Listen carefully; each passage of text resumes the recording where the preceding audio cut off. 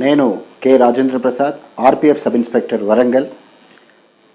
మనకు సంబంధించిన చట్టాలను తెలుగులో తెలుసుకోవడం కోసం చేస్తున్న వీడియోలో భాగంగా రైల్వేస్ యాక్ట్ గురించి చర్చిస్తున్నాం. ఆర్పిఎఫ్ సిబ్బందికి అత్యంత ప్రాముఖ్యమైన చాప్టర్, అంటే మొత్తంగా ఉన్న 16 చాప్టర్లలో చాప్టర్ 15 పెనాల్టీస్ అండ్ అఫెన్సెస్ గురించి చర్చిస్తుంది. అందులో సెక్షన్ 137 నుంచి 176 వరకు వివిధ రకాల అఫెన్సెస్ను, వాటికి సంబంధించిన పెనాల్టీస్ని గురించి ఈ చాప్టర్ 15 ఏదైతే ఉందో అది చర్చిస్తుంది. అయితే వీడియో నిడివిని దృష్టిలో పెట్టుకొని ప్రతి పదాన్ని, అంటే సెక్షన్లో చర్చించిన ప్రతి పదాన్ని మీకు చెప్పటం కాకుండా, పనిష్మెంట్లను కూడా చెప్పకుండా, ప్రధానంగా ఆయా సెక్షన్లను అర్థం చేసుకోవడానికి, వాటిని పోటీ పరీక్షల నిమిత్తం గుర్తుపెట్టుకోవడానికి ఏ అంశాల మీద మనం దృష్టి సారించాలనే అంశాన్ని నేను మీకు ఇక్కడ ఈ సెక్షన్స్ను అర్థం చేపించే భాగంలో ప్రయత్నిస్తాను. మొదటగా మనం 137 సెక్షన్ కనుక గమనించినట్టయితే, fraudulently travelling without proper pass or ticket. Fraudulently అంటే రైల్వే యంత్రాంగాన్ని మోసపూరిత ఉద్దేశంతో, మోసగించాలనే ఉద్దేశంతో ఎవరైనా వితౌట్ ప్రాపర్ టికెట్ లేదా వితౌట్ ప్రాపర్ పాస్ కనుక ప్రయాణించడానికి ప్రయత్నించినట్టయితే వాళ్ళు ఈ 137 శిక్షార్హులు, 137 రైల్వేస్ యాక్ట్ సెక్షన్ ప్రకారం శిక్షార్హులు అవుతారు. మరి ఇక్కడ టికెట్ లేదా ప్రాపర్ పాస్ అనే పాయింట్ని మనం మాట్లాడాం, కానీ టికెట్ లేదా ప్రాపర్ పాస్ ఉంటేనే ప్రయాణించాలి, అలా లేకుంటే ప్రయాణించటం నిషిద్ధం అని ఎవరైనా చర్చించారా? ఎవరైనా ఆ విషయాన్ని చెప్పారా అంటే ఖచ్చితంగా చెప్పారు. రైల్వేస్ యాక్ట్ సెక్షన్ 55 ఆ విషయాన్ని నిర్ధారిస్తుంది. Prohibition on travelling without proper pass or ticket అనే విషయాన్ని సెక్షన్ 55లో చెప్పారు. మనం మామూలుగా డ్యూటీలో భాగంగా 137 సెక్షన్ని డీల్ చేస్తున్నప్పుడు రకరకాల ప్రజానికాన్ని మనం గమనిస్తుంటాం. కొంతమంది ఎదురు ప్రశ్నిస్తారు, టికెట్ లేదా పాస్ తీసుకొని పోవాలని ఎవరు చెప్పి, లేకపోతే ఏమవుతుంది అనే ప్రశ్నలు కూడా మనం తలెత్తడం చూస్తున్నాం. వాటన్నిటికీ కూడా సమాధానం రైల్వేస్ యాక్ట్లో ఉన్న సెక్షన్ 55. మరి నెక్స్ట్ సెక్షన్కి వచ్చినట్టయితే 138. ఇక్కడ 138లో మొదటన ఏం చెప్తున్నారంటే, ఎవరైనా ప్రయాణికులు వాళ్ళ ప్రయాణంలో భాగంగా ప్రయాణిస్తున్నప్పుడు ఎవరైనా ఆథరైజ్డ్ రైల్వే సర్వెంట్ వాళ్ళని టికెట్ చూపించమన్నప్పుడు చూపించాలి. అలా వాళ్ళు చూపించలేకపోయినా, చూపించడానికి నిరాకరించినా కూడా 138 అనే సెక్షను అప్లికబుల్ అనే విషయాన్ని చర్చిస్తున్నారు 138 సెక్షన్లో. మరి ఎవరైనా రైల్వే అధికారి ప్రయాణిస్తున్న ప్రయాణికుడిని పాస్ కానీ లేదా టికెట్ కానీ అతని ట్రావెలింగ్ అథారిటీని ప్రశ్నించి అడిగినప్పుడు చూపించాలి. అది చూపించకపోతే ఈ 138 సెక్షన్ కనెక్ట్ అవుతుందనే పాయింట్ మనం మాట్లాడుతున్నాం. కానీ చూపించాలి అని చెప్తున్నది ఎవరంటే section 54, exhibition and surrendering of travelling authority to the railway servant authorised అనే పాయింట్ ఈ సెక్షన్ 54 నిర్ధారిస్తుంది. దీనికి 55ను ఉల్లంఘించినట్టయితే 137 వర్తిస్తుంది. 54ను కనుక ఉల్లంఘించినట్టయితే 138 ఏమంటుంది? లేవీ ఆఫ్ ఎక్సెస్ ఛార్జెస్. ఏ సందర్భాల్లో మనం ఒక ప్రయాణికుని దగ్గర నుంచి అదనంగా ఛార్జ్ చేయడానికి సందర్భాలు తలెత్తుతాయనే విషయాన్ని 138 సెక్షన్ డిస్కస్ చేస్తుంది. 138లో సాధారణంగా మనం గమనించినట్టయితే జనరల్ టికెట్ తీసుకొని అంతకంటే హయ్యర్ క్లాస్, స్లీపర్ క్లాస్ లేదా ఫస్ట్ క్లాస్ లాంటి కోచ్లలో కనుక ప్రయాణం చేయడానికి ప్రయాణికుడు ఎక్కినట్టయితే అతని దగ్గర అదనంగా ఏదైతే మొత్తాన్ని ఛార్జ్ చేయాలో అతని దగ్గర ఉన్న టికెట్ను దృష్టిలో పెట్టుకొని అదనంగా ఛార్జ్ చేస్తారు. ఇంకా పరిస్థితులను గమనించినట్టయితే ప్యాసింజర్ ట్రైన్ టికెట్ తీసుకొని ఎక్స్ప్రెస్ ట్రైన్ ఎక్కటం, లోయర్ క్లాస్ టికెట్ తీసుకొని హయ్యర్ క్లాస్లో ప్రయాణం చేయటం, లేదా అతనికి ఫ్రమ్ అండ్ టు మెన్షన్ చేసి ఉంటుంది టికెట్లో, అంటే డెస్టినేషన్ పాయింట్కి బియాండ్ ట్రావెల్ చేయటం, ట్రావెలింగ్ బియాండ్ ద డెస్టినేషన్. అలాంటి సందర్భాల్లో అదనపు ఛార్జీలను వసూలు చేస్తారనే విషయాన్ని కూడా సెక్షన్ 138 అక్కడ మనకి చెప్తుంది. ఆ తర్వాత గమనించినట్టయితే 139 ఇలాగ టికెట్లెస్ ట్రావెల్ని మార్గమధ్యంలోనే ఆయా రైలు బోగీల నుంచి దించేసే అధికారము సంబంధిత రైల్వే అధికారులకు కానీ సంబంధిత రైల్వే ఉద్యోగులకు కానీ ఉంటుందనే విషయాన్ని సెక్షన్ 139 నిర్ధారిస్తుంది. ఇప్పుడు టికెట్ లేకపోతే నేను తప్పు చేశాను, టికెట్ లేకపోతే నేను మీ చట్టరీత్యా నేరం చేశానని అంటున్నారు, కానీ నన్ను మార్గమధ్యంలో దించేయడానికి నీకు ఎక్కడిది అధికారం అని ఎవరైనా ప్రయాణికుడు కనుక ప్రశ్నించినట్టయితే దానికి సమాధానం 139 ప్రకారం మార్గమధ్యంలోనే ఆయా కోచ్ల నుంచి ఆ ప్రయాణికులను దించివేసే అధికారం సంబంధిత రైల్వే ఉద్యోగులకు ఉంటుందనే విషయాన్ని సెక్షన్ 139 నిర్ధారిస్తుంది. అయితే ఇక్కడ మహిళలకు పిల్లలకు కొంత సడలింపు ఉన్నది. ఎట్లా అంటే not accompanied with a male passenger, అంటే ఎవరైనా మహిళ పురుషుడి తోడుగా లేదంటే పిల్లలు ఒక పురుషుడి తోడుగా గనక ప్రయాణం చేయనట్లయితే వాళ్ళ దగ్గర టికెట్స్ లేని కారణమో లేదంటే అదనపుగా వసూలు చేయాల్సిన ఛార్జీలను వాళ్ళు కట్టకుండా నిరాకరించడం లాంటి సందర్భాల్లో వాళ్ళని దించివేయాల్సి వస్తే అక్కడ ఒక రిస్ట్రిక్షన్ ఉంది. సన్సెట్ టు సన్ రైజ్, అంటే సాయంత్రం సన్సెట్ అయినాక ఉదయం సన్ రైజ్ అయ్యేలోగా ఈ సమయంలో ఒంటరి మహిళలను లేదా పిల్లలను మార్గమధ్యంలో ఏ స్టేషన్లో కూడా దించడానికి అవకాశం లేదు. సన్ రైజ్ టు సన్సెట్ వాళ్ళను దించివేసే అధికారం ఉన్నప్పటికీ ఎక్కడ దించాలి వాళ్ళను? టర్మినేషన్ స్టేషన్, అంటే గమ్యస్థానంలో ఆ ట్రైన్కి గమ్యస్థానం ఏదైతుందో ఆ స్టేషన్లో వాళ్ళని దించేయచ్చు. మార్గమధ్యంలో వాళ్ళని దించేయాల్సి వస్తే అది జంక్షన్ స్టేషన్ అన్న అయి ఉండాలా, లేదంటే ఒక డిస్ట్రిక్ట్ హెడ్ క్వార్టర్ స్టేషన్ అన్న అయి ఉండాలా. వేసైడ్ స్టేషన్లలో వాళ్ళని దించడానికి ఏ అధికారం లేదు.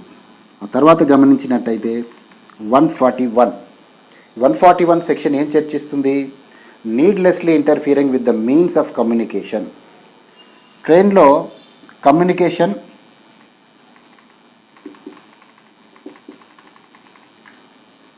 అనేది ఒకటి ఉండాలి. అలాంటి కమ్యూనికేషన్ వ్యవస్థలో ఎవరో అనవసరంగా తన ప్రమేయాన్ని కల్పించుకోవడం జరగాలి. ఈ 141 సెక్షన్ని కనుక మనం గమనించినట్టయితే needlessly interfering with the means of communication, needlessly అవసరం లేకున్నా. సో ఈ కమ్యూనికేషన్ అనే వ్యవస్థ ఏంటి అసలు ఈ సెక్షన్కి ఈ కమ్యూనికేషన్కి ట్రైన్లో ఉన్న కమ్యూనికేషన్కి సంబంధం ఏమిటి? ట్రైన్లో అసలు కమ్యూనికేషన్ అంటూ ఒకటి ఉందా అనే విషయాలను కనుక వ్యవస్థ ఉండాలి. ఆ కమ్యూనికేషన్ వ్యవస్థని ఎవరో ఒక వ్యక్తి నీడ్లెస్లీ ఇంటర్ఫియర్ అయి ఉండాలి. అలాంటి సందర్భంలో ఈ అఫెన్స్ కనెక్ట్ అవుతుంది. అయితే మనందరం ఒకటి గమనించాల్సిన విషయం ఏంటంటే మొదటగా మనకు రైలును అంటే ప్రయాణికుల రైలును 1853లో ప్రారంభించారు. అప్పుడు కూడా 14 కోచ్లు ఉన్నాయి, 400 మంది ప్రయాణికులు ప్రయాణించారు. ఈ సందర్భంలో ప్రయాణికుడు తనకు అత్యవసరంగా ఏదైనా పరిస్థితి తలెత్తిందనే విషయం కానీ అపాయం ఉందనే విషయాన్ని కానీ సదరు ట్రైన్ ఇన్ఛార్జికి చెప్పదలుచుకున్నట్టయితే మరి 1853లో వాకీ టాకీస్ లేవు, శాటిలైట్ ఫోన్స్ లేవు, లేదంటే ఇప్పుడున్నట్టుగా మనకు అందరి చేతుల్లో ఉన్నట్టుగా మొబైల్ ఫోన్స్ లేవు. మరి ప్రయాణికుడు తనకున్న ఇబ్బందిని, అత్యవసర పరిస్థితిని, అపాయాన్ని ట్రైన్ ఇన్ఛార్జికి చెప్పాలంటే ఏం చేయాలి? ఆ విషయాన్ని దృష్టిలో పెట్టుకొని అలారం చైన్ పుల్లింగ్ అనే ఒక డివైస్ని ట్రైన్లో ఏర్పాటు చేయడం జరిగింది. అంటే ప్రయాణికుడు కనుక ఆ చైన్ లాగినట్టయితే ట్రైన్ వ్యవస్థలో వ్యాక్యూమ్ రిలీజ్ కావడం కారణంగా ఆ ట్రైన్ ఇన్ఛార్జ్ అంటే గార్డ్కి లేదా డ్రైవర్కి కూడా ఒక ప్రయాణికుడికి అత్యవసర పరిస్థితి ఏదో ఉంది, అపాయం ఏదో ఉండొచ్చు, ఆ విషయాన్ని మనకు చెప్పదలుచుకుంటున్నాడు ఒక ప్రయాణికుడు అనే విషయం వాళ్ళకి తెలియడం కోసం ఏర్పాటు చేయబడ్డ కమ్యూనికేషన్ వ్యవస్థ. ఇలాంటి కమ్యూనికేషన్ వ్యవస్థ ఒక రైలులో ఉండాల్సిందే అని చెప్పింది ఎవరు? రైల్వే. సో రైలు బండిలో కమ్యూనికేషన్ వ్యవస్థ ఒకటి ఉండాలి. అది ప్రయాణికులు తన అత్యవసర పరిస్థితుల్లో కానీ తనకున్న అపాయాన్ని కానీ నివేదించడానికి ఉపయోగపడాలనే ఉద్దేశంతో ఇదే రైల్వేస్ యాక్ట్లో అంటే చట్టబద్ధంగా రైలు బండిలో కమ్యూనికేషన్ వ్యవస్థ ఉండాలనే పాయింట్ని సెక్షన్ 59లో డిస్కస్ చేస్తున్నారు. 59లో డిస్కస్ చేస్తూ చెప్పారు. ఏం చెప్పారు? ఎవరైనా పదే ఈ కమ్యూనికేషన్ వ్యవస్థలకు అంతరాయం కలిగించి బండిని కనుక ఆపేస్తున్నట్టయితే కొంతకాలానికి ఈ కమ్యూనికేషన్ వ్యవస్థని లాక్ కూడా చేసేయచ్చు అనే విషయాన్ని సెక్షన్ 59 ఆఫ్ రైల్వేస్ యాక్ట్లో వివరిస్తున్నారు. ఇప్పుడు రండి, ఈ కమ్యూనికేషన్ వ్యవస్థని ఎవరైతే నీడ్లెస్లీ ఇంటర్ఫియర్ అయ్యారు అని నిర్ధారించినట్టయితే 141 సెక్షన్ వర్తిస్తుంది. సాధారణంగా మనం అందరికీ గుర్తుపెట్టుకునే సెక్షన్ అలారం చైన్ పుల్లింగ్ అని. ఈ అలారం చైన్ పుల్లింగ్కు సంబంధించిన కమ్యూనికేషన్కు సంబంధించిన సమాచారం అంతా మీకు ఇప్పుడు చెప్పాను. ఈ కమ్యూనికేషన్ ఎవరైతే అనవసరంగా వాడతారో వాళ్ళు సెక్షన్ 141 ప్రకారం శిక్షార్హులు. ఆ తర్వాత గమనించినట్టయితే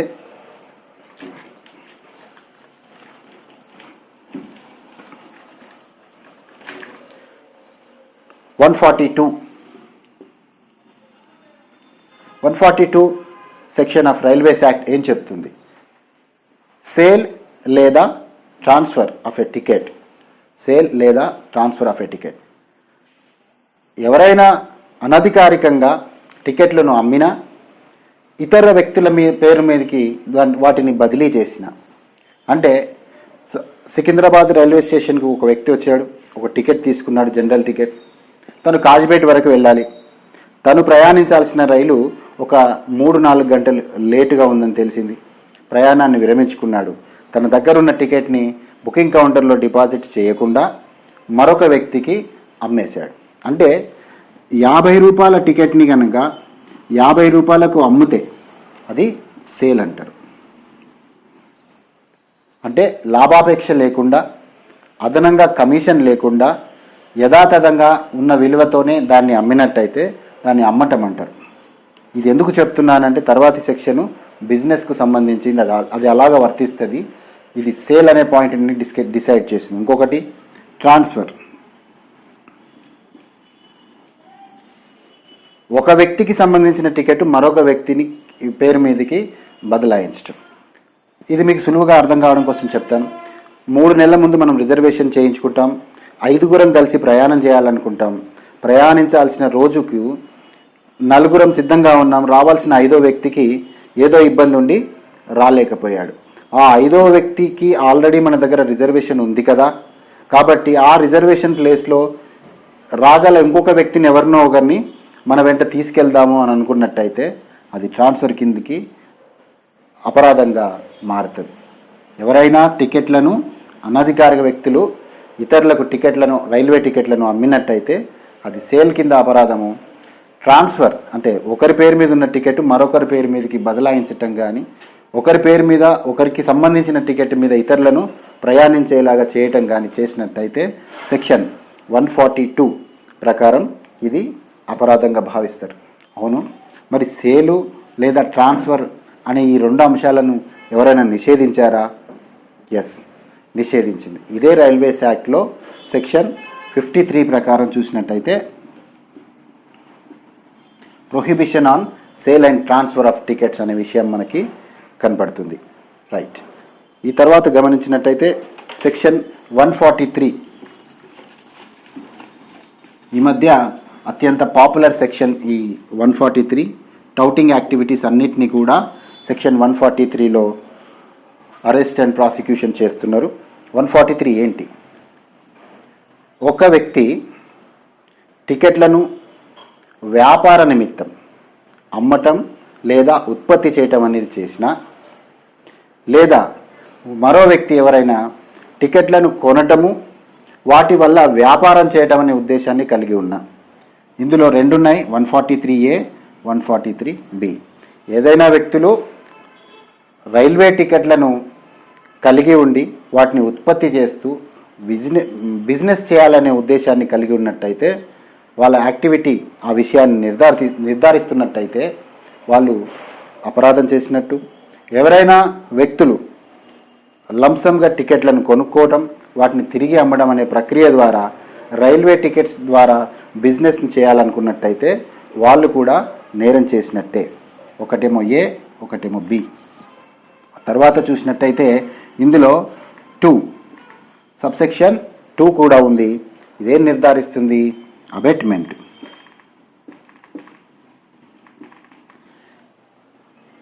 143 సెక్షన్ ఏలో 143 బిలో చెప్పిన అపరాధాలను గనుక ఎవరైనా ఉసిగొలిపినట్టయితే వాళ్లకు సహకరించి వాళ్ళ నేరాలు చేయాలనే పాయింట్ ఆఫ్ వ్యూలో వాళ్ళని అబెట్ చేసినట్టయితే ఆయా వ్యక్తులకి 143 సబ్సెక్షన్ 2 ప్రకారం అబెట్మెంట్ చేసిన వ్యక్తులుగా శిక్ష దొరుకుతుంది.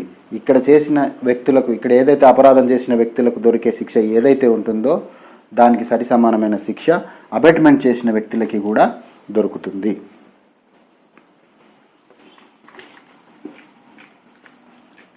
ఆ తర్వాత గమనించినట్టయితే మరొక పాపులర్ సెక్షన్ 144. ఇందులో సబ్సెక్షన్ 1 ఉంది, సబ్సెక్షన్ 2 ఉంది. సబ్సెక్షన్ 1 ఏం నిర్ధారిస్తుంది? ఎవరైనా వ్యక్తులు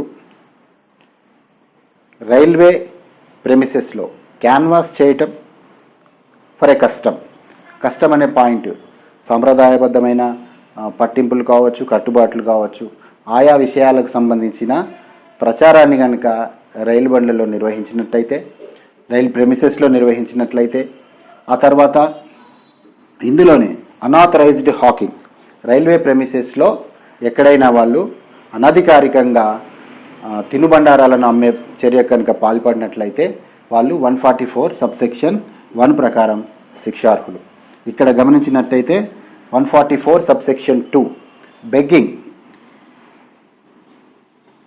బెగ్గింగ్ని కూడా రైల్వేస్ యాక్ట్ అపరాధంగా ట్రీట్ చేస్తుంది 144 సబ్సెక్షన్ 2లో.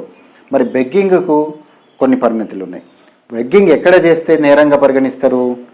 ట్రైన్స్ లేదంటే ప్లాట్ఫామ్స్.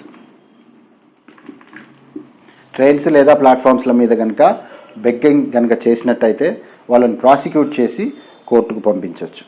మిగతా ప్రెమిసెస్ అనే పదాలు ఇక్కడ లేవు కాబట్టి మిగతా ప్రెమిసెస్లో, మిగతా ప్లేసెస్లో కనుక బెగ్గింగ్కు పాల్పడినట్లయితే వాళ్ళను అక్కడి నుంచి రిమూవ్ ఫ్రమ్ ద ప్లేసెస్ అనే పాయింట్ ఆఫ్ వ్యూలో అక్కడి నుంచి తరలించాలి. అది కోర్టుకు పంపించాల్సిన ప్రాసిక్యూషన్ కేసు కాదు. 145ని గమనించినట్టయితే ఇందులో సబ్సెక్షన్స్ 3 ఉన్నాయి. ఒకటి, ప్రయాణికులు ఇంటాక్సికేషన్ కండిషన్లో ఉండటం.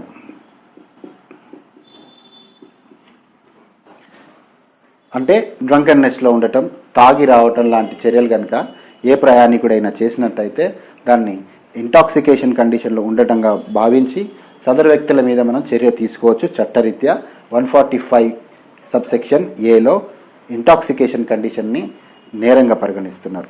ఆ తర్వాత న్యూసెన్స్.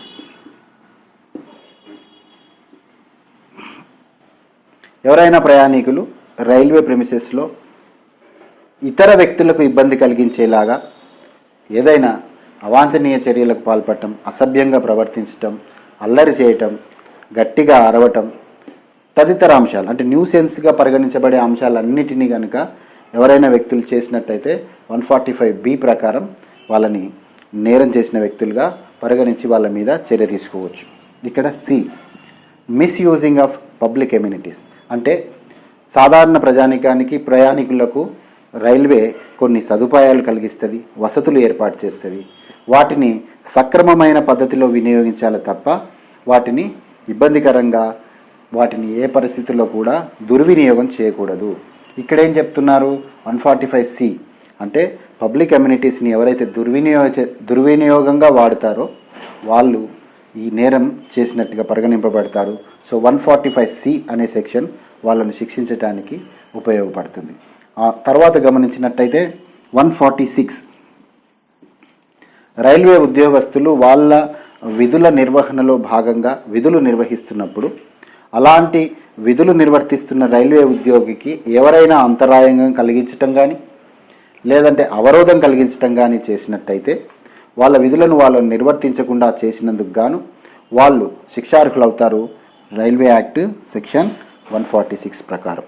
ఆ తర్వాత గమనించినట్టయితే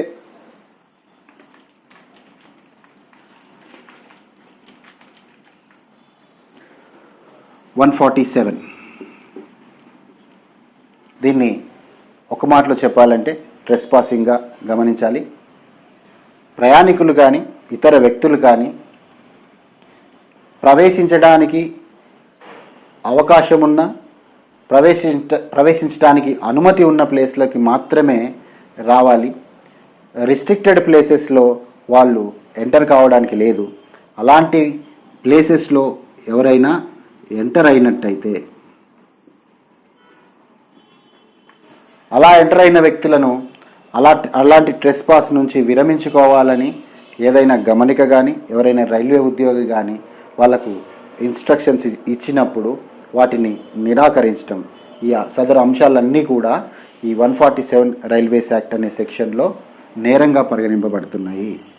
గమనించినట్టయితే 3 సెక్షన్స్ 150, 151, 152. సో ఇక్కడ ట్రెస్ పాస్ వివిధ ప్రదేశాలు అన్నప్పుడు ఆ ప్రదేశాల విషయంలో మనకు స్పష్టత లేకపోవచ్చు. సరే, అనేక ఉదాహరణలు చెప్పొచ్చు. కాకపోతే వీలైనంత సులువుగా మనకు అర్థమయ్యే విషయంలో ట్రెస్ పాసింగ్ అనే విషయాన్ని చెప్తాను. స్టేషన్ మాస్టర్స్ డ్యూటీ చేసే గది ఉంటుంది.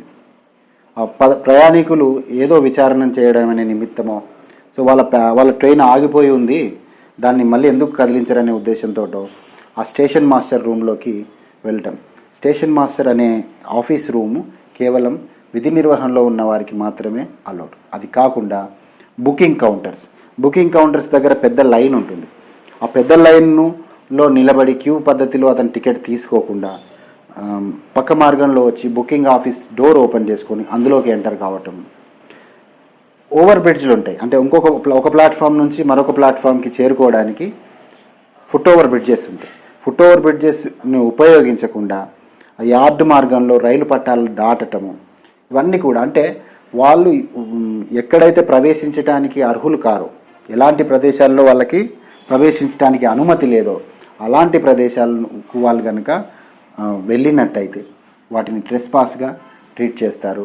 అలాంటి ట్రెస్ పాస్ నుంచి విరమించుకోమని చెప్పిన ఇన్స్ట్రక్షన్స్ని కనుక వాళ్ళు పాటించినట్టయితే సెక్షన్ 147 ప్రకారం వాళ్ళు శిక్షార్హులు అవుతారు.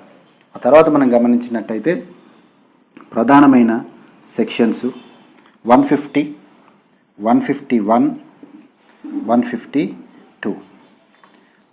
ఈ సెక్షన్స్ రైల్వేస్ యాక్ట్లో ఉన్నప్పటికీ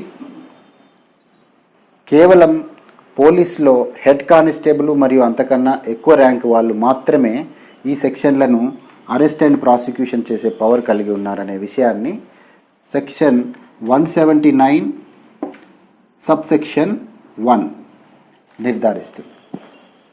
మిగతా సెక్షన్స్ అన్నీ ఆఫీసర్ ఆథరైజ్డ్కి అరెస్ట్ అండ్ ప్రాసిక్యూషన్ పవర్ ఉన్నప్పటికీ 150, 151, 152 విషయాల్లో మాత్రం ఆఫీసర్ ఆథరైజ్డ్కి ఆ పవర్ లేదు. ఆఫీసర్ ఆథరైజ్డ్ అంటే మనందరికీ తెలుసు 179 సెక్షన్ 179 సబ్సెక్షన్ 2లో మనం మాట్లాడుకున్న విధంగా ఆఫీసర్ ఆథరైజ్డ్ 29 అఫెన్సెస్కి అరెస్ట్ అండ్ ప్రాసిక్యూషన్ పవర్ని కలిగి ఉన్నాడనే విషయం మనం రానున్న సెక్షన్లో మాట్లాడుకుందాం. రైల్వే యాక్ట్ చాప్టర్ 15లో ఉన్న అఫెన్సెస్ అండ్ పెనాల్టీస్కి సంబంధించిన 29 అఫెన్సెస్ని ఆఫీసర్ ఆథరైజ్డ్ 179 సబ్సెక్షన్ 2లో ఉన్న officer authorised arrest and prosecution పవర్ని కలిగి ఉంటాడనే విషయం రానున్న సెక్షన్లో చర్చిద్దాం. ఇప్పుడు 150, 151, 152 అనే సెక్షన్లను చర్చించడంలో భాగంగా ఈ సెక్షన్లకు సంబంధించి అరెస్ట్ అండ్ ప్రాసిక్యూషన్ పవర్ని 179 సెక్షన్ సబ్సెక్షన్ 1లో తెలియజేసిన విధంగా ఏమనుంది, పోలీస్కు చెందిన head constable and above rank వాళ్ళు ఈ సెక్షన్లకు సంబంధించి అరెస్ట్ అండ్ ప్రాసిక్యూషన్ పవర్ని కలిగి ఉంటారు. 150 అనే సెక్షన్ సాబోటేజ్ సెక్షన్. ఇక్కడ మనం గమనించినట్టయితే 150 విద్రోహక చర్య కారణంగా, అంటే ఆ విద్రోహక చర్య ఏ రూపంలో ఉండొచ్చు, పెద్ద పెద్ద రాళ్ళు పెట్టచ్చు, పెద్ద పెద్ద చెట్టు కొమ్మలను అడ్డంగా పెట్టచ్చు, లేదంటే రైలు పట్టాల, ఇవన్నీ కూడా అందులో చర్చిస్తారు ఆ సెక్షన్లో. సో మొత్తంగా ఒక విద్రోహక చర్య ట్రైన్కి విరుద్ధంగా, అంటే ఆ ట్రైను ఇక్కడ జరిగిన విద్రోహక చర్య ట్రైన్కు విరుద్ధంగా జరిగినట్టయితే, ఆ ట్రైన్ పడిపోవడానికి కారణమైనట్టయితే ఆ విద్రోహక చర్య 150లో దాన్ని అఫెన్స్గా ట్రీట్ చేస్తారు. 151 రైల్వే ప్రాపర్టీస్ అంటే రైల్వే బిల్డింగ్స్, అసెట్స్, వీటన్నిటికీ విరుద్ధంగా కనుక ఏదైనా నష్టం జరిగే చర్యలు కనుక చేసినట్టయితే దాన్ని సెక్షన్ 151లో ట్రీట్ చేస్తారు. పర్సన్స్ అపాన్ రైల్వేలలో ఉన్న మనుషులకి హాని కలిగే విధంగా, హాని జరిగే విధంగా ఏదైనా దుశ్చర్యలకు కనుక పాల్పడినట్లయితే 152 సెక్షన్లో దాన్ని అపరాధంగా ట్రీట్ చేస్తారు. అయితే మరి 150, 151, 152 పోలీసు వాళ్ళకి అప్పచెప్పటానికి ప్రత్యేక కారణాలు ఏమైనా ఉన్నాయా అంటే ఉన్నాయి. సపోజ్ ఇప్పుడు ట్రైన్ పడిపోయిందంటే ఏమవుతుంది, అందులో ఉన్న ప్రయాణికుడు ఇంజ్యూర్ అవుతాడు, హర్ట్ కాగలడు, గ్రీవియస్ హర్ట్ కాగలడు. ఇవన్నీ ఐపీసీ సెక్షన్లో మనం చర్చిద్దాం. కాకపోతే ఈ పదాలన్నీ injury, hurt, grievous hurt, murder లాంటి అంశాలన్నీ కూడా ఐపీసీ సెక్షన్స్లో చర్చిస్తారు. సో ఆఫీసర్ ఆథరైజ్డ్కి ఈ సెక్షన్స్ని అప్పగించినట్టయితే ఇప్పుడు ట్రైన్ పడిపోవడము, లేదంటే రైల్వే ప్రాపర్టీల విధ్వంసం జరగటము, పర్సన్స్ అపాన్ రైల్వేకి విరుద్ధంగా ఏదైనా దుశ్చర్యలు జరగటంలో injure, hurt, grievous hurt, murder లాంటివి ఏమైనా జరిగితే మళ్ళీ అక్కడ ఈ సెక్షన్లతో పాటు అదనంగా ఆయా అపరాధాలను కూడా కనెక్ట్ చేస్తూ ఐపీసీ సెక్షన్లను అదే వ్యక్తికి విరుద్ధంగా ఇన్వోక్ చేయాలి. కాబట్టి అలాంటి అవకాశం ఆఫీసర్ ఆథరైజ్డ్కి ఐపీసీ సెక్షన్స్ని చేపట్టే అవకాశం ఆఫీసర్ ఆథరైజ్డ్కి ఉండదు. కాబట్టి ఈ సెక్షన్స్ని, ఈ పర్టికులర్ సెక్షన్స్ని ఈ సంఘటన జరిగితే కాన్సిక్వెన్సెస్ రూపంలో అదనంగా జరిగే అపరాధాలను కనెక్ట్ చేయడానికి పోలీసు వారికి మాత్రమే ఈ సెక్షన్స్ని అప్పగించడం జరిగింది. తర్వాత గమనించినట్టయితే 153 endangering safety of the persons upon railway by a wilful act. Persons upon railway, ఎవరు పర్సన్స్ అపాన్ రైల్వే?